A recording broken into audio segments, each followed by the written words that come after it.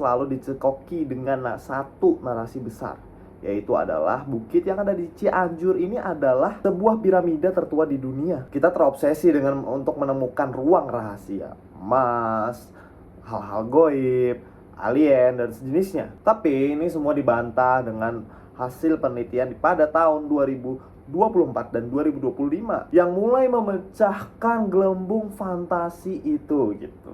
Data geolistik dan survei geologi terbaru menunjukkan bahwa Gunung Padang mungkin jauh lebih mengerikan dan jauh lebih kompleks daripada sekedar replika piramida Mesir. Ya, Gunung Padang itu tuh tercipta bukan karena ditumpuk gitu layaknya batu bata, melainkan ia adalah monumen adaptasi, sebuah mahakarya peradaban purba yang memahat ulang anatomi gunung vulkanik mati untuk menjadi pusat energi, observatorium langit, dan sekaligus pusat spiritual. Bukan piramida, tapi sebuah multi-layer tracker century, susah juga ya nyebutinnya, yang memanfaatkan struktur kolumnar jointing alami. Hari ini kita akan membedah satu jurnal yang dimana itu akan mengubah segalanya, semuanya, segala narasi yang telah ada. Kita akan lihat bagaimana nenek moyang kita tidak meniru Mesir, tapi mereka memiliki teknologi arsitektur yang sama sekali berbeda, yang selama ini kita gagal pahami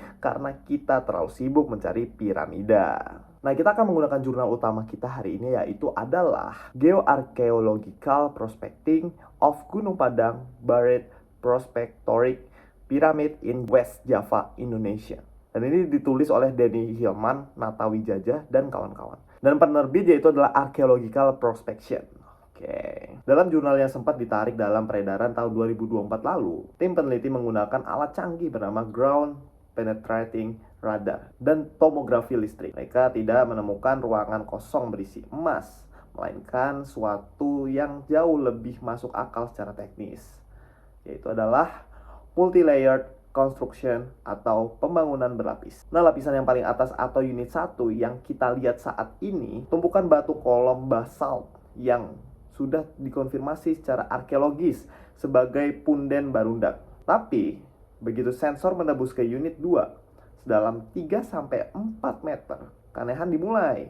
Nah, jurnal tersebut itu mengklaim bahwasannya kalau misalnya di unit 2, bukan sekedar batu alami, ada material pengisi atau semen purba yang terdiri dari campuran pasir, lempung, dan besi. Secara teknis ini bukan piramida yang dibangun dari bawah ke atas, tapi sebuah bukit alami yang dibungkus ulang oleh tangan manusia. Ya, selama ini kita salah, yang selama ini kita selalu terobsesi bahwasannya itu adalah piramida Giza, piramida yang ada di Mesir itu. Padahal yang ada di depan mata kita adalah geometrisasi gunung. Para pembangun purba ini tidak memindahkan jutaan ton batu di tempat jauh. Mereka menggunakan apa yang sudah disediakan alam, yaitu karkolom atau columnar jointing. Lalu mereka memahatnya, mengatur ulang, dan memperkuat dengan campuran material tertentu agar tahan ribuan tahun. Wah, itu gila sih. Tapi dengan pada masa itu ya, teknologi secanggih itu, ya ibaratnya ini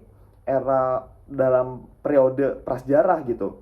Tapi mereka tuh udah bisa membangun dan membuat teknologi semen yang dimana dari campuran-campuran bahan-bahan yang sudah disampaikan tadi. Nah, lalu kenapa ya jurnal ini tuh ditarik secara paksa untuk publikasi internasional? Alasan resminya adalah kesalahan interpretasi data radiokarbon. Para kritikus menganggap sampel tanah yang diuji usianya selama 25.000 tahun itu hanyalah proses alam alami, bukan bukti aktivitas manusia. Namun di tahun 2026 ini pernyataan besarnya tetap, jika itu murni alami, kenapa polanya begitu simetris? Ya benar sih, kayak benar-benar sesimetris itu gitu loh. Tapi mungkin dari kalian ya penikmat sejarah, mungkin kalian bisa komentar juga bagaimana sih, apa sih yang narasi yang paling masuk akal selama ini? Apa sih narasi yang menurut kalian itu paling kalian percayai? Bukan piramida, tetapi sebuah powerhouse geologi, sebuah gunung yang diterjemahkan ulang oleh manusia.